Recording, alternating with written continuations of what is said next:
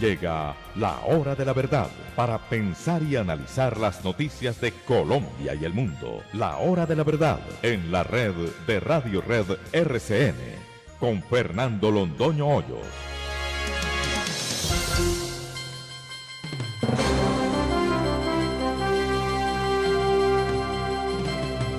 Muy buenos días, son las 6 de la mañana de este martes 28 de enero de 2020.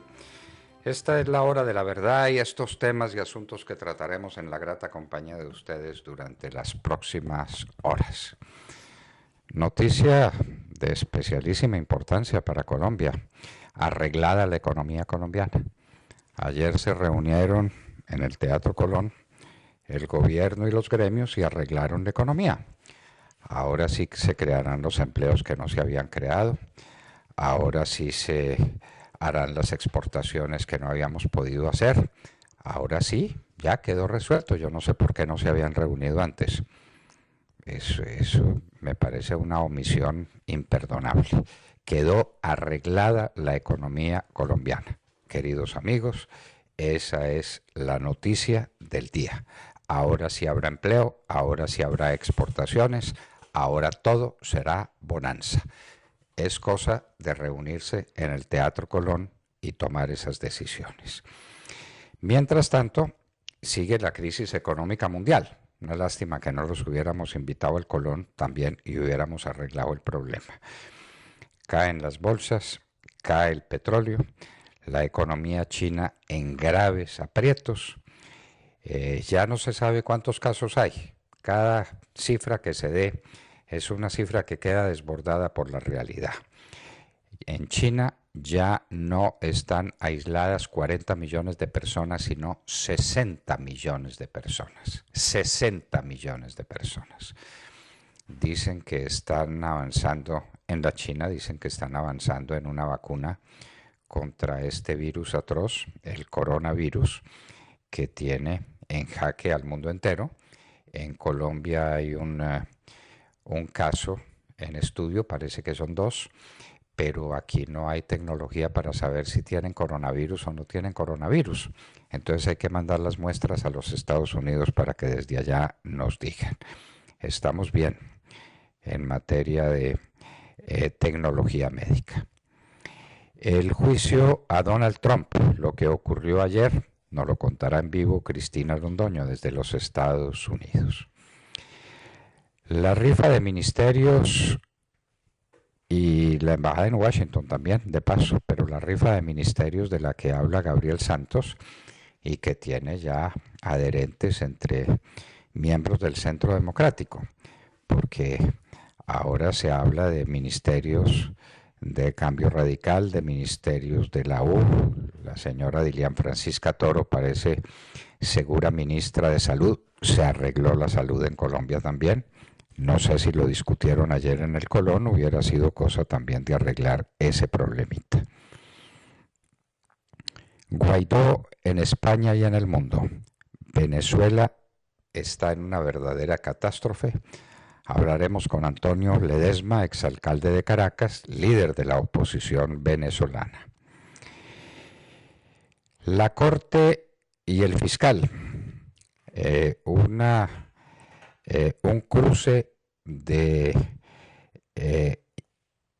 inhabilidades o de una lucha por la competencia, una lucha por la capacidad de juzgar a los excongresistas que hubieran cometido delitos, por ejemplo Ashton y por ejemplo los ñoños y los musas. La JEP los quiere, la Fiscalía dice que no, que esos son problemas de la justicia ordinaria. Ahí tenemos el conflicto, un conflicto de competencias positivo. Cada uno se juzga competente. ¡Ay, qué vergüenza nacional! Se roban los tubos y las luces del nuevo puente Pumarejo. Esto es un motivo de vergüenza nacional. Pero ¿cómo es posible que estas cosas ocurren? ¿En qué país del mundo sucede que se inaugura un puente nuevecito y llegan los bandidos a robarse los tubos y las luces del puente? No. No, nos resistimos a creer que esto sea verdad, pero parece que desgraciadamente lo es. El alcalde de Buenos Aires, Cauca, donde mataron, recuerdan ustedes, mataron varios soldados que estaban en un campo deportivo, fueron acribillados por las FARC, pues ese alcalde se tuvo que ir a despachar a Popayán. ¿Será que empieza otra vez el éxodo? Recuerden del año 2000 a 2002, cuando llegó el presidente Uribe, él y su ministro, nos encontramos con que había más de 250 alcaldes que estaban refugiados en las capitales de los departamentos. Que no vaya a ocurrir esto, y si se piensa que va a ocurrir, proponemos otra reunión en el Colón. España niega que la vicepresidenta Delcy Rodríguez de Venezuela haya entrado a su territorio. Hay sanciones de la Unión Europea que prohíben esa conducta y que le acarrearían a España sanciones de la Unión Europea. ¿Delcy Rodríguez estuvo en España o no estuvo en España? Delcy Rodríguez, recordemos, la simpática vicepresidente de Venezuela. ¿Fue capturada en Maracaibo Aída Merlano? Parece que sí. No hay fotografías inclusive con la persona con la que estaba, pero ¿y ahora qué se sigue? ¿A quién se le pide la extradición de esa señora? El gobierno colombiano no se lo puede pedir a Maduro porque no reconoce el gobierno de Maduro. Y se lo pide a Guaidó, pero Guaidó no tiene cómo mandarnos esa persona para Colombia. Y entonces, ¿qué se sigue? El control de precios a los medicamentos. Volvemos sobre el tema porque este es un asunto de filosofía económica y de alta importancia. No negamos la significación que tenga cualquier esfuerzo que se haga para bajar los precios de los medicamentos, pero eso normalmente se hace a través de procedimientos de oferta y demanda, trabajando en el mercado, pero no decretando control de precios. Por ahí se comienza. ¿A dónde vamos a parar? Esto no es nuevo, señor presidente Duque, señores ministros. Quienes tenemos ya algunos años no olvidamos la Superintendencia de Regulación Económica y la Superintendencia Nacional de Precios, con todos sus horrores. No fue por nada que dejáramos atrás ese sistema. Ahora se habla de precios de muchos medicamentos, de rebajas grandísimas que tendrán los colombianos en esos medicamentos, ni para qué hablar de los inconvenientes y de los problemas que un control de precios significa. Empieza el cierre nocturno en la vía Cajamarca-Calarcá. El puente tiene que ser acomodado, tiene que ser organizado, se va a trabajar en las noches y entonces hay que cerrar la carretera.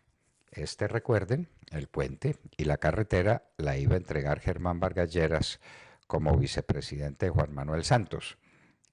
Se le olvidó entregarlo, le quedó pendiente. Y ahora cierre en la vía Cajamarca-Calarcá. No habrá Transmilenio por la carrera séptima, lo dice la alcaldesa, un respiro, porque eso era definitivamente una locura, como tantas que alcanzó a cometer el señor Peñalosa. No habrá Transmilenio por la carrera séptima, habrá un tren eléctrico que lo reemplazará. Las redes están tendidas, no es sino hacerlo, pero está el terreno, están las redes, está todo.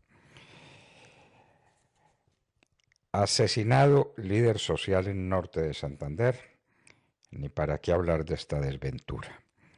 La Sembratón en Colombia, 180 millones de árboles. Insisten en el tema, no es sino arreglar 300.000 hectáreas. El país ha logrado ya sembrar de palma africana 500.000 hectáreas, en un proceso que tiene 50 años. Pero ¿por qué se demoraron tanto? El café tiene entre 600.000 y 800.000 hectáreas sembradas de café después de más de 100 años de industria cafetera. Ahora, en 2 años vamos a tener 300.000 hectáreas sembradas, 180 millones de árboles. Asesinan en San Onofre, Sucre, a exdiputados y a un médico. San Onofre, Sucre. Nos habían dicho que ese era un paraíso, que ese era un remanso de paz, pero vean pues las cosas que ocurren. Las compañías transnacionales empiezan a sacar su gente de China. Esto, lo del coronavirus, es un caos mundial, caos mundial. Las bolsas están en caída libre, el Dow cayó 1,57, el Eurostoxx 2,68, China no abre la bolsa, el petróleo está en 53 y 59 dólares, el WTI y el Brent, el oro subiendo 1580, el café en picada a 1,06. Venimos de 1,20, se ha caído hasta 1,06. Se celebraron ya en ceremonias emocionantes y que llenaron al mundo de dolor y de tristeza los 75 años de la liberación de los presos, ¿no? De los esclavos de Auschwitz, los esclavos del nazismo, el horror del holocausto judío. Maduro contrata a Sonoran Policy Group para hacer lobby con los Estados Unidos, para mejorar las relaciones, para que le rebajen las sanciones y de pronto para establecer relaciones bilaterales.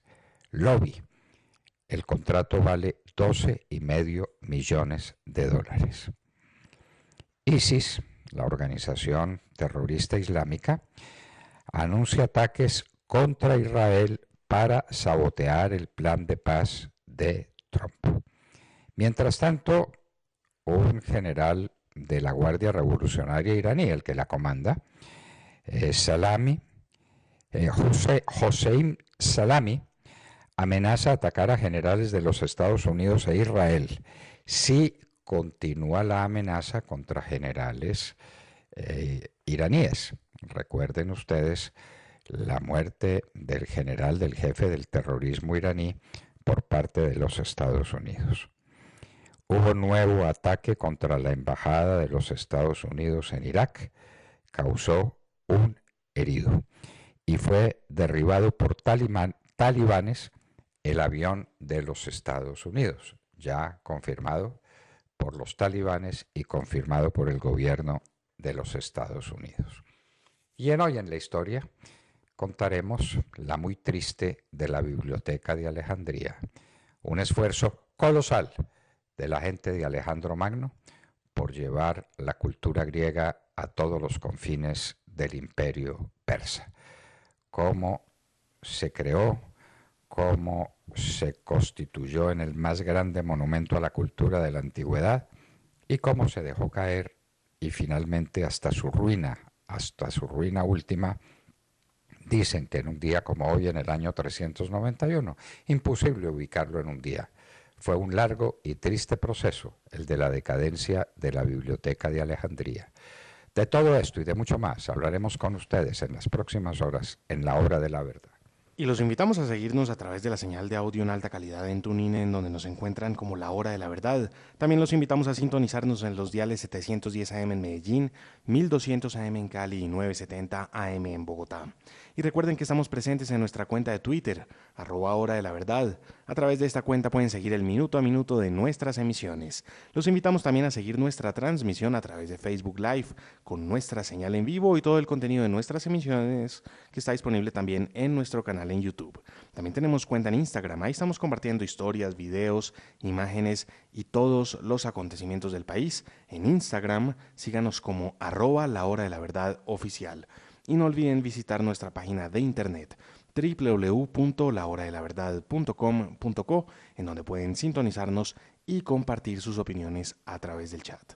En Colombia son las 6 de la mañana, 15 minutos. Continuamos con las noticias. No se despeguen de la sintonía. En la red de Radio Red RCN, La Hora de la Verdad, con Fernando Londoño Hoyos y su equipo periodístico.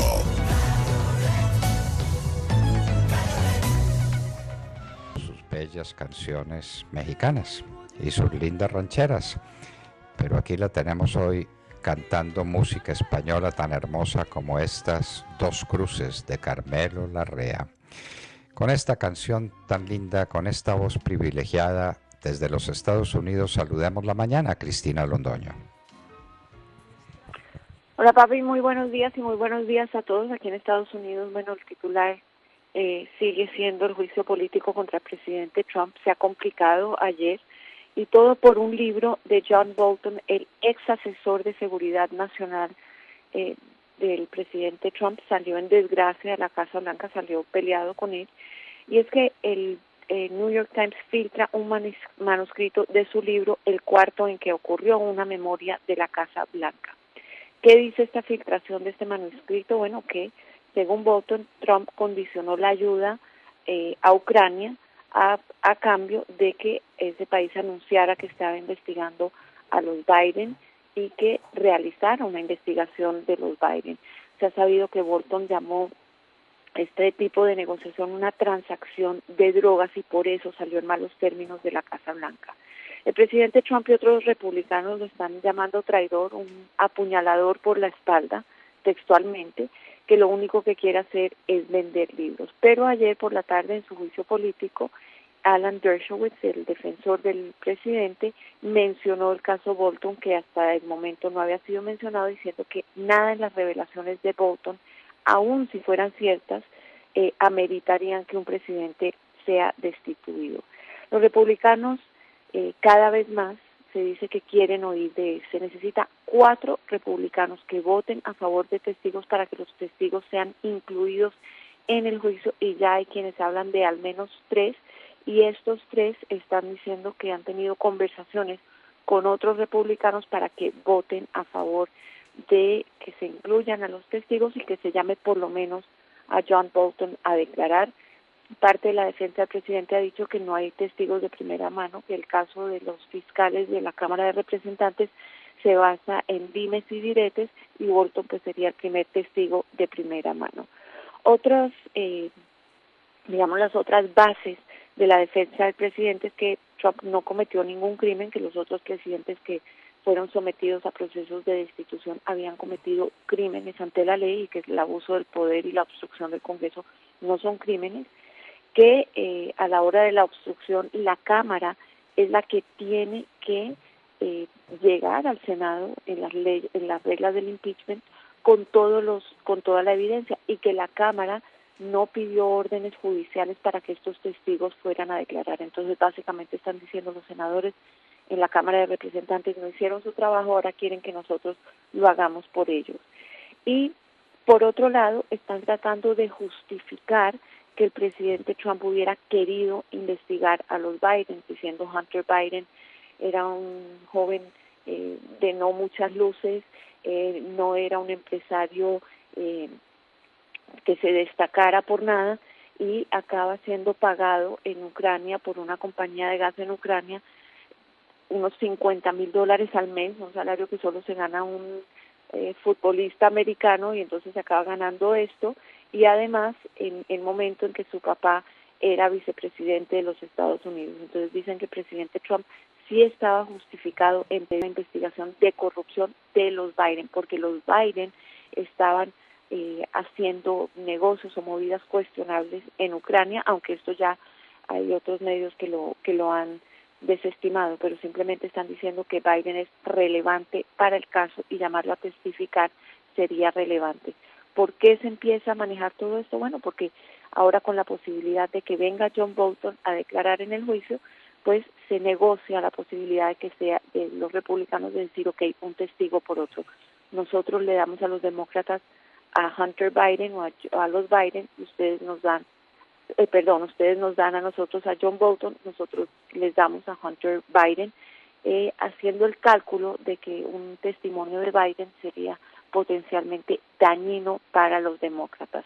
Testigos o no, lo que se sigue pensando aquí es que el presidente Trump va a ser absuelto más tarde que temprano, pero pues esto podría extender este suplicio, esta condena terrible para el pueblo estadounidense previo a las elecciones, que estamos ya a una semana de las elecciones de Iowa, que son las primeras primarias, y bueno, en un proceso electoral con el discurso sobre el Estado de la Unión también pendiente en medio de esta saga política.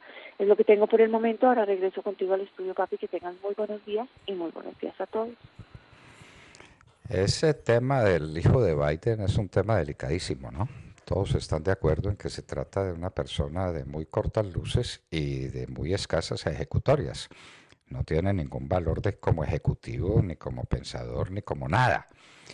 Y se ganaba $50,000 mensuales trabajando para Ucrania, o para quien trabajaba $50,000 mensuales. Como dice Cristina Londoño, salario de gran jugador de fútbol americano.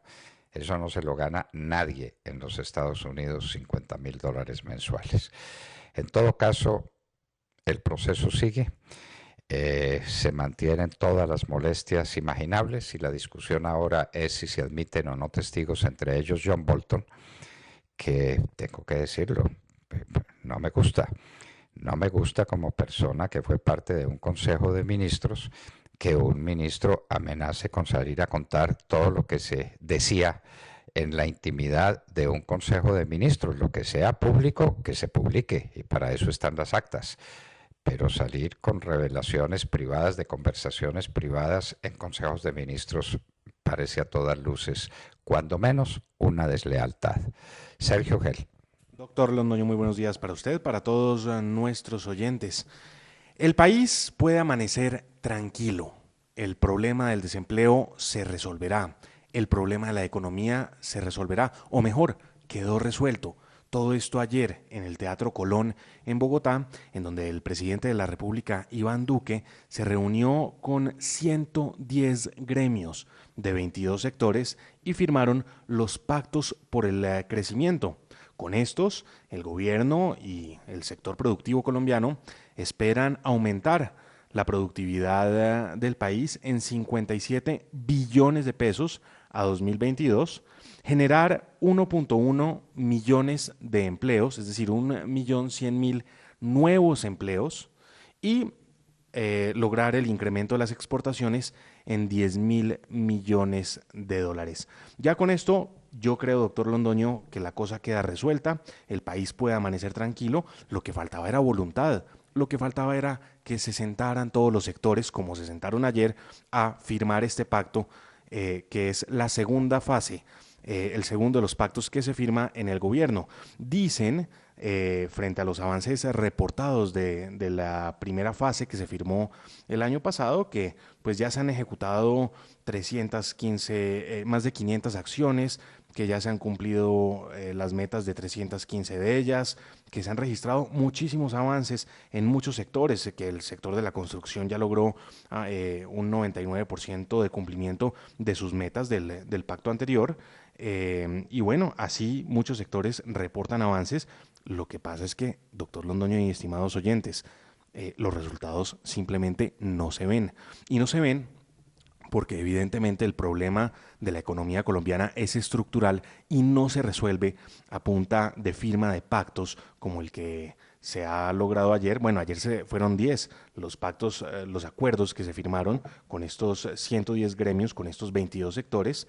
Y el problema pues, de la economía colombiana evidentemente es un problema estructural que no se resuelve firmando pactos en teatros como el Teatro Colón el día de ayer. El presidente de la República está convencido de que con esto el país logrará crecer en el empleo, pues tan convencido está que anuncia que con estos pactos se logrará superar el millón de nuevos empleos y se logrará aumentar la productividad del país en más de 57 billones de pesos.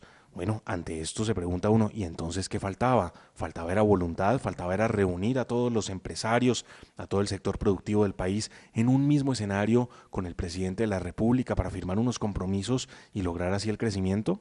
Si esa era la respuesta, hombre, ¿por qué no lo habíamos hecho antes? Pero no, lo cierto es que la economía colombiana pues merece reformas estructurales que verdaderamente incentiven la inversión en nuestro país, incentiven la generación de empleo, pero nos quedan muchas dudas y muchas preguntas frente a pactos como estos que tanto se cacarean, pero que ya veremos si dan o no esos resultados de los que tanto alardean desde el gobierno nacional el día de hoy, resultados que esperamos ver en el año 2022 como lo ha prometido el gobierno nacional. Pero esperemos que sí. Esperemos que todo sea una maravilla y que lo único que le faltaba a la economía colombiana era una reunión en el Teatro Colón. Y usted se hace la pregunta correcta, si eso era así, ¿por qué no se hizo el 8 de agosto o el 9 o el 14? Y entonces hubiéramos arreglado la economía, porque todo el problema era una reunión en el Colón entre el presidente y los gremios. ¿Qué cambió en la economía colombiana? ¿Qué se hizo ayer que alterara las reglas de juego de una economía que no crece? La industria está en cero de crecimiento. El problema agrario es un problema muy serio, se está trabajando en algunos sectores, claro que sí, hay que reconocerlo. ¿Cómo le parece la construcción? Que es uno de los grandes lastres del crecimiento económico y del empleo en Colombia, ha cumplido el 99.9% de lo que se había comprometido. Claro, pero no el 99% de las metas. No se le olvide que la presidenta de Camacol es la presidenta del Consejo Gremial. Entonces la construcción va divinamente, solo que no se construye. Pero sí, la vicepresidenta Marta Lucía Ramírez dice que no tienen certeza de cuántos empleos han generado ya con esta primera fase, porque ya se ha cumplido una primera fase, entonces pues se han repotenciado las metas, porque la meta llegaba a los 800.000 empleos, ahora ya supera el millón de empleos. Pero no tienen mucha claridad frente a los resultados que ha dado esa primera fase.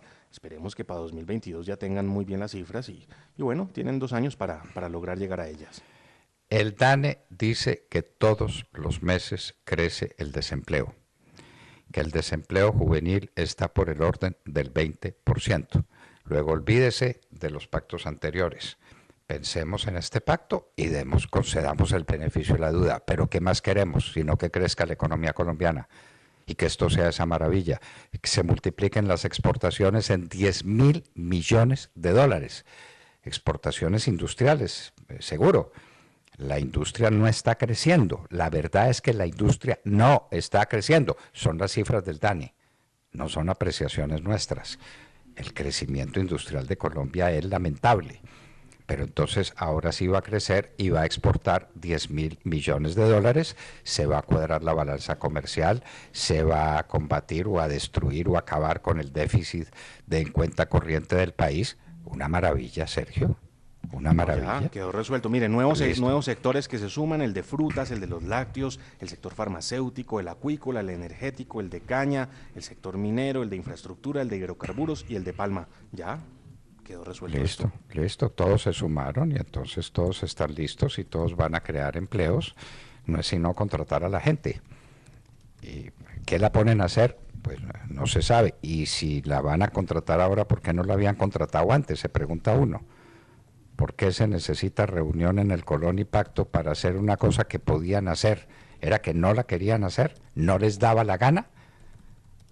Bueno, son preguntas que uno hace, pero le insisto, quiera Dios que esto resulte así. ¡Qué maravilla! ¿A quién está peleado con 1.100.000 empleos? ¿Quién está peleado con 10.000 millones de dólares de exportaciones? ¿Quién está peleado con una economía en bonanza como la que salió de ayer del Teatro Colón? Nadie. No, lo que da rabia, doctor Londoño, es saber que teníamos la solución tan a la mano, que ya estaba lista la solución. Era cuestión de poder reunir a toda la gente en el Teatro Colón y firmar las voluntades y ya. Hombre, ¿cómo no se hizo esto antes? ¿Cómo no se hizo antes y cómo no nos pusimos a crecer antes? Pero bueno, ya nos vamos a poner a crecer. Y ya les decimos a nuestros oyentes y a los colombianos, tranquilo, se acabó el desempleo, se acabó el déficit de balanza comercial, se acabaron los problemas, la construcción se va a disparar, pero de manera brutal. Todo va a estar muy bien.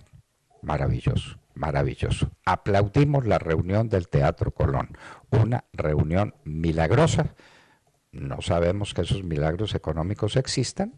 Tendremos que incluir esto en los anales de los libros, envejecidos libros de economía que hemos leído desde hace 50 años, ¿no? Un poco más de 50 años estamos estudiando economía y no sabíamos que a través de pactos se pudiera arreglar la economía.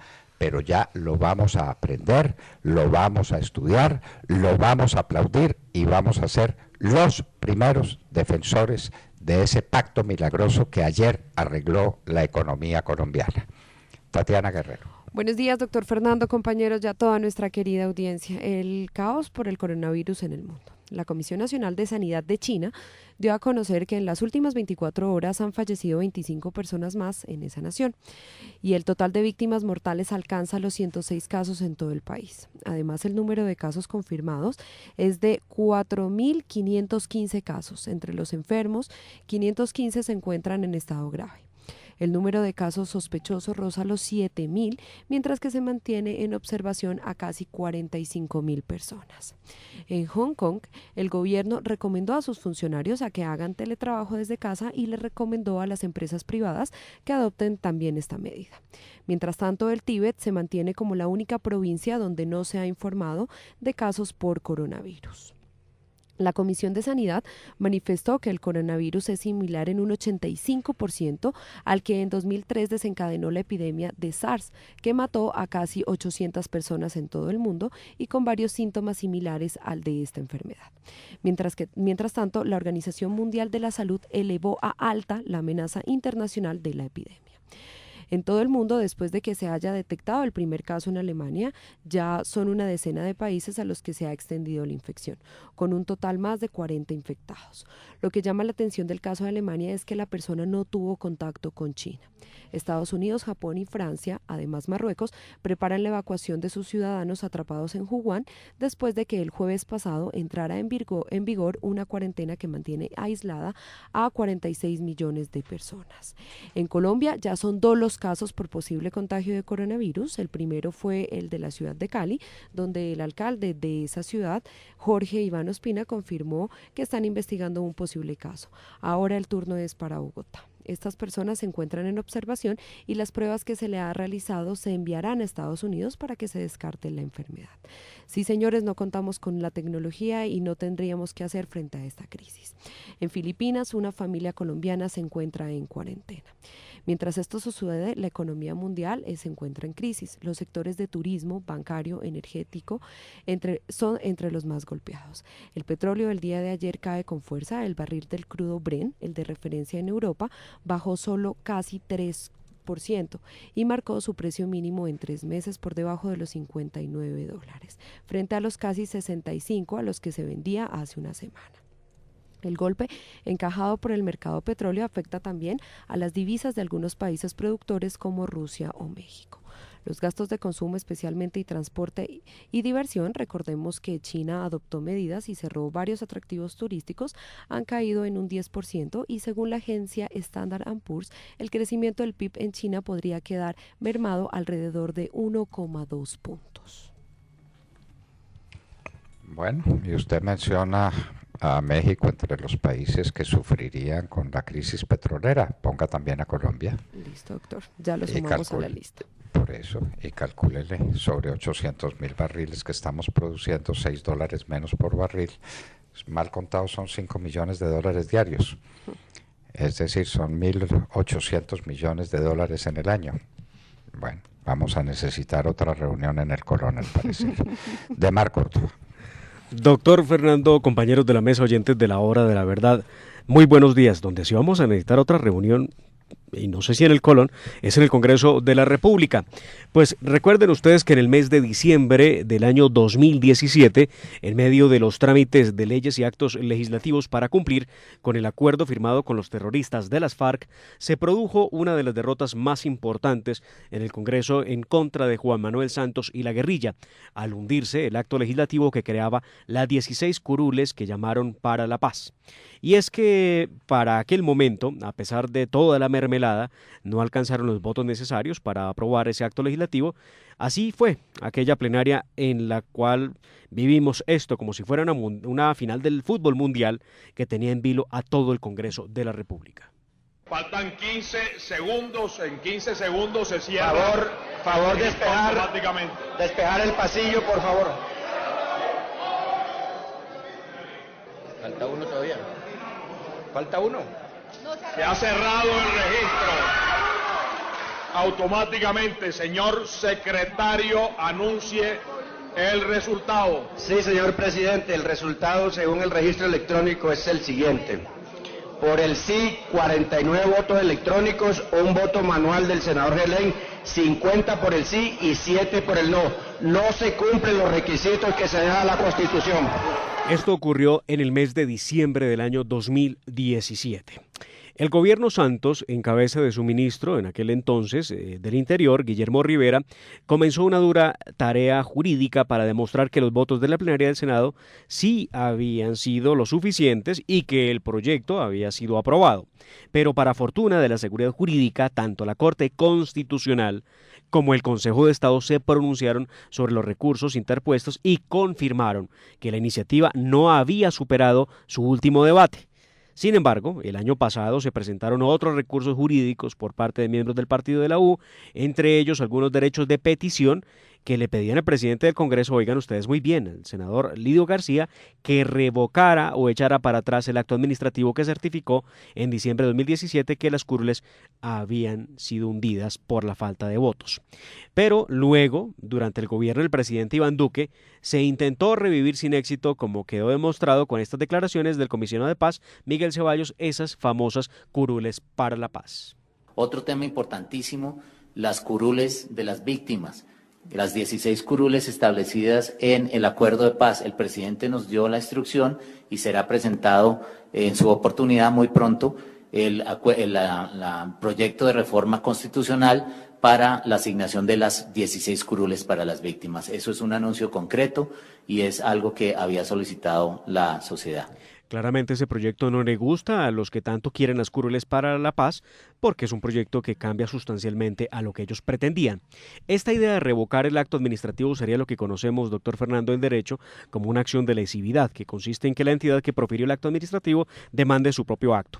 Un asunto que francamente deja muchos interrogantes, porque no se trata de revocar simplemente un acto administrativo que deja constancia del hundimiento de ese acto legislativo, sino que se trata de una decisión del Senado de la República que en deliberación votó de esa manera.